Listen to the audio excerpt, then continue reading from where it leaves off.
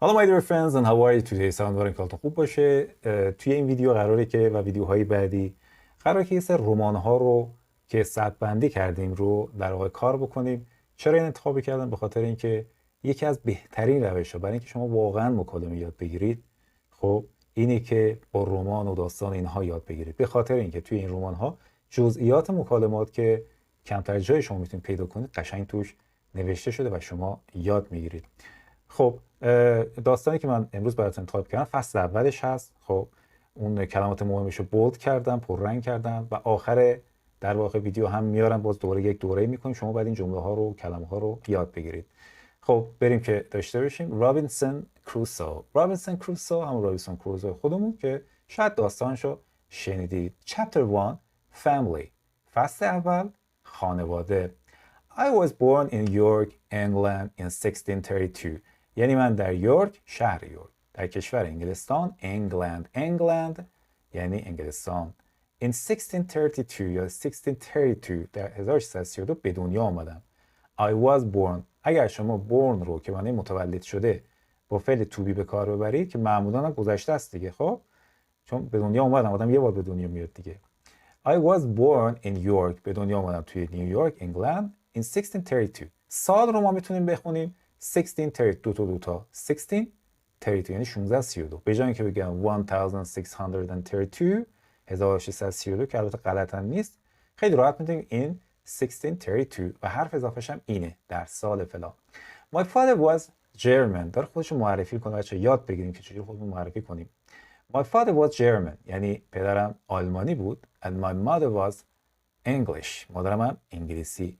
توی نوشتاری دقت کنید وقتی تابعیت ملیت ها رو میگید با حرف بزرگ نوشته میشه. I had two older brothers and a younger sister. I had two older brothers and a younger sister. من دو تا برادر بزرگتر داشتم و یک خواهر کوچکتر. دقت کنید صفت old که به معنی پیر و کهنه و اینا هست، معنی بزرگ هم هست. اینجا یعنی برادر بزرگتر. خب این تر از کجا اومده؟ اگر شما پسوند ای رو به صفت اضافه کنید به اکثر صفت ها معنی تر داره، یعنی old. older از همه بزرگتر میشه oldest یعنی est بزنیم. حالا من دو تا برادر بزرگتر داشتم و یک خواهر جوانتر یعنی یک خواهر کوچکتر، منظور younger sister. The oldest brother یعنی بزرگترین برادر، oldest که گفتم از همه بزرگتر. خب اگه est بذاریم میشه از همه بزرگتر. The oldest brother برادر بزرگتره که از همه بزرگتر بود joined the army. join یعنی ملحق شدن. به جای اینکه بگیم went to the army رفت به ارتش، از فعل بهتر join یعنی ملحق شد به ارتش. joined the army. army هم یعنی ارتش. And he was killed in battle. و در جنگ کشته شد. He was killed in battle. battle به معنی جنگ یا مبارزه و درگیری و اینا که کلمه war رو هم ما داریم. اما خود kill به معنی کشتن به تنهایی. وقتی شما با فعل to be استفاده میکنید میشه کشته شد. He was killed in battle. The middle one یعنی اون وسطیه. The middle brother. دیگه brother تکرار نمیکنیم. The middle one اون وسطیه disappeared یعنی که ناپدید شد، غیبش زد. And we never heard what happened to him. و هیچ وقت ما نشنیدیم که چه اتفاقی براش افتاده. We never heard what happened to him. We never heard what happened to him. این جمله رو باید بخش کنی و پشت سر هم هی تکرار کنی. اونم توی چند روز متوالی، نه فقط یک روز. We never heard what happened to him. I was well educated. I was well educated. یعنی که چی؟ یعنی آدم تحصیل کرده بودم، یعنی تحصیلات عالیه داشتم، یا کلا آدمی بودم که درس خونده بودم. I was well educated. And my father wanted me to study law. یعنی پدرم میخواست که من حقوق بخونم توی دانشگاه. wanted me to study law. study یعنی خوندن، law یعنی قانون، اما تو دانشگاه ما میگیم حقوق. to study law. but I wanted to go to sea. اما من خواستم برم به دریا. ای داد بیداد. پدرم میخواست من وکیل بشم، برای خودم کسی بشم، من فقط میخواستم برم سیاحت، برم تو دریا. I wanted to go to sea. Nothing would make me stay at home. Nothing would make me stay. make someone do something. خب این make یعنی مجبور کردن، وادار کردن یا باعث شدن. یعنی هیچ چیز باعث نمیشد که من تو خونه بمونم. هیچ چیزی نمیتونست منو وادار کنه که تو خونه بمونم. stay at home پس nothing would make me stay at home and become a lawyer و یک وکیل بشم. law یعنی قانون، حقوق. lawyer میشه حقوقدان یا همون وکیل خودمون. to become a lawyer, to become a dentist مثلا دندانپزشک شدن. I was 18 years old when my father called me to his room. 18 ساله بودم که پدرم من صدا کرد تو اتاقش. I was 18 years old when my father called me to his room. call اینجا به معنی صدا کردنه. called me to his room. شما تو اداره هستی میگی my boss called me to his room. یعنی رئیسم من به اتاقش صدا زد. پس I was 18 years old when my father called me to his room. He was old. اینجا دیگه یعنی پیر بود. And he suffered from an illness. یعنی از یک بیماری رنج می‌برد. یعنی مبتلا شده بود. Suffer from an illness. Suffer یعنی رنج بردن خودش. خب از هم که میشه from. illness به معنی بیماری. از یه ناخوشی یا بیماری رنج می‌برد. یعنی مبتلا به یک مریضی بود که این که میشه which kept him in bed. یعنی اون رو توی رخت خواب نگه می‌داشت. یعنی به خاطر این بیماری مجبور که تو تخت خواب در واقع بستری باشه. which kept him in bed. My father asked me why I wanted to go to sea. پدرم ازم پرسید چرا من میخواستم برم به دریا. My father asked me why I wanted to go. نمیگم my father asked me why I want to go. وقتی فعل اولتون گذشته است این ورم گذشته دیگه. My father asked me why I wanted to go to sea when I could stay at home, study and prosper in my own country. در حالی که این when یعنی در حالی که من میتونستم خونه بمونم، درس بخونم، prosper یعنی پیشرفت کنم، in my own country یعنی تو کشور خودم. He told me that. به من گفت که traveling by sea یعنی سفر دریایی کردن یا تو دریا سفر کردن. travel یعنی سفر کردن، اما by sea یعنی از راه دریا. was dangerous یعنی که خطرناکه. باز اینجا گذشته. ببین he told me به من گفت that traveling by sea was dangerous یعنی خطرناکه. ما تو فارسی میگیم خطرناکه، اونا میگن خطرناک بود. یعنی همه فعل وقتی گذشته است همشون گذشته. He warned me that یعنی به من اخطار داد که یا هشدار داد که warn someone to warn someone به کسی اخطار دادن. He warned me that I would lose safety and comfort of my home if I went to sea. یعنی به من اخطار کرد که اگر من if I went to sea اگر من میرفتم به دریا I would lose یعنی از دست میدهم یا خواهم داد safety یعنی امنیت and comfort به معنی راحتی و آسایش خونه رو از دست میدم. اینجا ما شرطی نوع دوم در واقع روبرو هستیم. یعنی بعد از if شما گذشته ساده رو دارید، این ور از فعلتون بعد گذشته یعنی به جای I will lose I would lose safety یعنی جمله این بوده if I went to sea I would lose safety and comfort of my home. My father also told me that پدرم همچنین به من گفت که if I went abroad اگر من میرفتم خارج از کشور خارج میشدم abroad یعنی خارج I could die like my oldest brother. باز شرطی نوم if I went abroad I could die به جای I can die. پس گذشته I could die like my oldest brother. To kill به معنی کشتنه اما to die به معنی مردنه. I could die یعنی ممکن بود که من بمیرم like my oldest brother مثل برادر بزرگترم.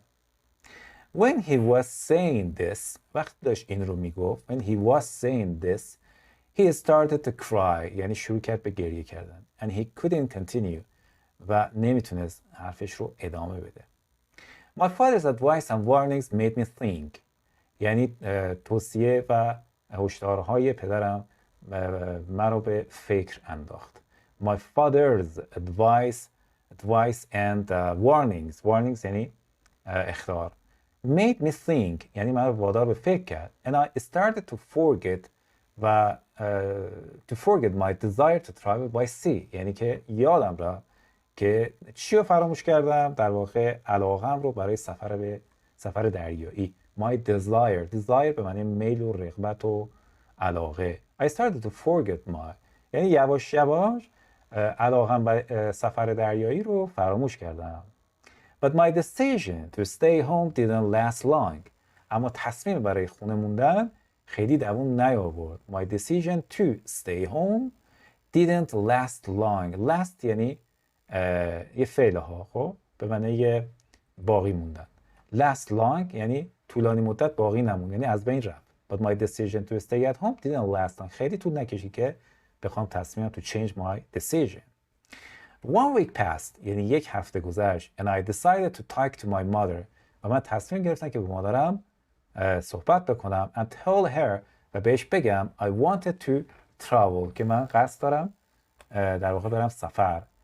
I told her how curious I was یعنی بهش گفتم، خب tell گذشتهش میشه told، بهش گفتم how چقدر، اینجا how یعنی چقدر، چه اندازه، curious I was یعنی کنجکاو بودم. کنجکاو البته معنی فضول هم میده ها curious، اما اینجا یعنی کنجکاو. I told her how curious I was. I told her how I wanted to see the world. بهش گفتم که چطور میخوام دنیا رو ببینم، to see the world. Then I asked her to speak to my father. Then یعنی بعد ازش خواستم که با پدرم صحبت کنه. I asked her to tell him to let me یعنی ازش خواستم که بهش بگه، یعنی به پدرم بگه to let me به من اجازه بده go on one sea journey. Go on a journey یعنی به یک سفر رفت. البته journey بیشتر این سفرهای ماجرایی رو بهش میگن journey، سفرهای خیلی بلند رو بهش میگن. Go on one sea journey یک سفر دریایی برم. I promised that if I didn't like it یعنی قول دادم که اگر خوشم نیامد ازش از این سفره I promised یعنی قول دادم that if I didn't like it I would go back home یعنی که برمیگردم خونه and start working very hard و شروع کنم سخت کار کردن. My mother didn't agree یعنی که مادرم قبول نکرد. To agree به معنی قبول کردن. My mother didn't agree. She also didn't want me to go abroad یعنی همچنین نمیخواست که من برم به خارج از کشور. I stayed home one more year یعنی یه سال دیگه موندم خونه. I stayed home one more year یعنی یک سال دیگر یا یک سال بیشتر. The whole time تمام این مدت I was thinking داشتم فکر میکردم whether یعنی که آیا I was thinking whether to follow my parents' wish که در واقع آرزوی پدر مادرم رو دنبال بکنم، ازش تبعیت بکنم or my own desire یا میل و علاقه خودم رو. پس I was thinking whether to رو باید حفظ کنید. یعنی داشتم فکر میکردم که آیا این کار رو بکنم یا اون کار رو بکنم. To follow my parents' wish or my own desire. One day in September یه روزی در ماه سپتامبر I was in the town of Hull من تو شهر هال بودم. town شهرهای کوچیک رو میگن town. I was in the town of Hull. A friend of mine یعنی یکی از دوستانم. به جای اینکه بگم one of my friends میتونم بگم a friend of mine از ضمیر ملکی mine استفاده میکنیم. A friend of mine was going with his father's ship یعنی داشت با کشتی پدرش میرفت to London به لندن. خب was going with his father's ship بچه‌ها این تلفظ شپه، نگید شیپ. شیپ میشه گوسفند خب، اما شپ میشه کشتی شپ. To London and he invited me to go with him for free و از من دعوت کرد که باهاش برم رایگان مجانی. He invited me to پس میگیم invite someone to do something کسی رو دعوت بکنید به انجام کاری. مثلا invite someone to dinner کسی برای شام دعوت کنید. He invited me to go with him که باهاش برم for free. For free یعنی free of charge یا for free یعنی رایگان. I wasn't prepared. من آمادگیشو نداشتم. I wasn't prepared. And my parents didn't know. پدر مادرم نمیدونستن یعنی اطلاع نداشتن. But I boarded that ship. اما من سوار اون کشتی شدم. board اینجا معنی سوار شدنه. board a ship سوار کشتی شدم. I boarded that ship on that September day یعنی در اون روز از ماه سپتامبر. The moment the ship left the river لحظه که کشتی رودخونه رو ترک کرد and went into the sea و رفت به سمت دریا my troubles started دردسرام شروع شد. trouble یعنی دردسر. There was a strong wind یعنی که یک باد تندی بود، باد خیلی شدیدی بود. strong که معنی قوی هست معنی شدید هم هست.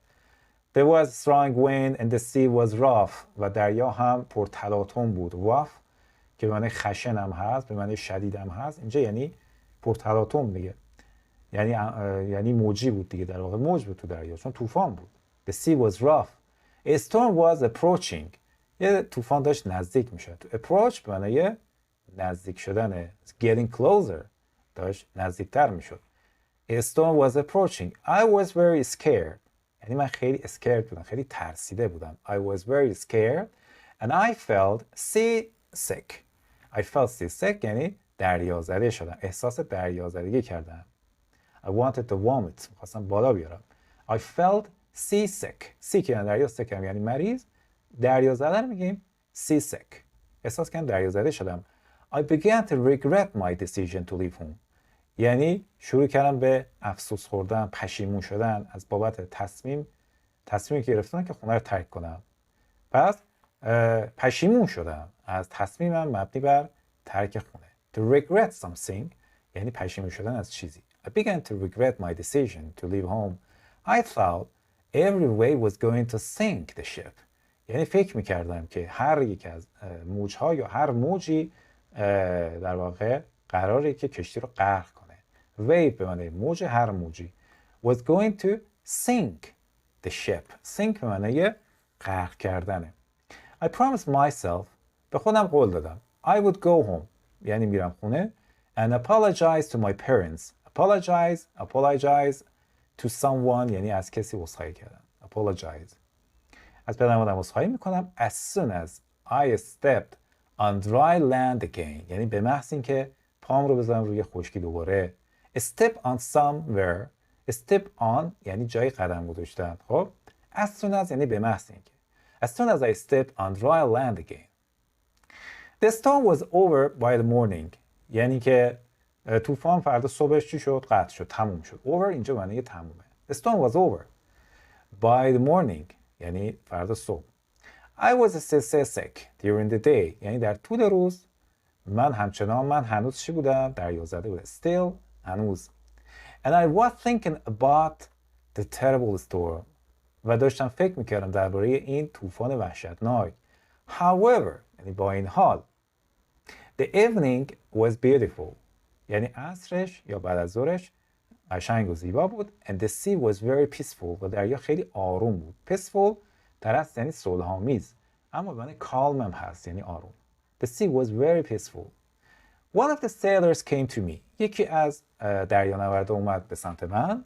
خود سیل بچه‌ها یعنی بادبان کشتی. اما sailor به معنی ملاح یا دریانورد. یکی از دریانوردا اومد سمت من. Came to me. And we started talking. و شروع کردیم به حرف زدن. We started talking. He made some funny jokes. یعنی که یه چند تا جوک خنده‌دارم ساخت، درست کرد. He made some funny jokes. He asked me what I thought about the light wind. ازم پرسید که نظرم در مورد این باد ملایمی که اون موقع صبح داشت میوزید چیه. The light wind باد سبک یعنی باد ملایم. به جای strong wind, light wind. I told him I was very scared of the storm. بهش گفتم که من از طوفان خیلی ترسیدم یا میترسم. ترسیده بودم. The sailor offered me a drink.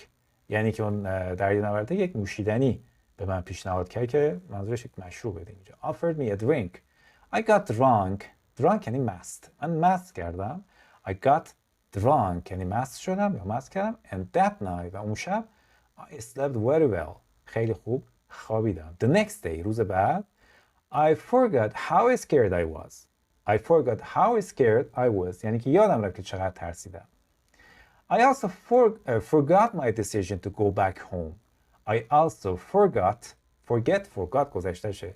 یادم رفت تصمیمم رو مبنی بر برگشتن به خونه. I also forgot my decision to go back home. Instead, در عوض, I was dreaming